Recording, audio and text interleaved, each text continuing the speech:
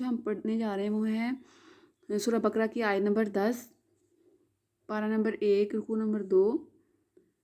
چلیے ہم ہجے کر کے پڑھ لیتے ہیں۔ فا یا زیر فی، اب یہاں پہ یا مدہ، یا سے پہلے زیر آ گیا تو یا مدہ ہوگا، اس کو ایک الف لمبا کریں گے۔ قاف پیش قو، لام، واو پیش لو، قلو، اب واو سے پہلے پیش آ گیا تو واو مدہ ہوگا اور اس کو بھی ایک الف لمبا کریں گے۔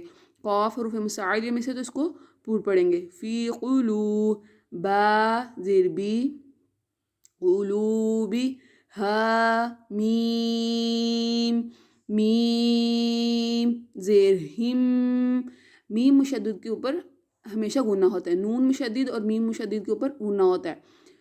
بہم، میم زبر ما، را زبر را، مارا، ضاد دو پیش دن، مارادن۔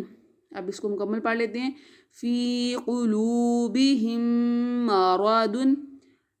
فالو کر لیجئے، ملتے ہیں نیکسٹ ویڈیو میں، تب تک کے لیے اللہ حافظ۔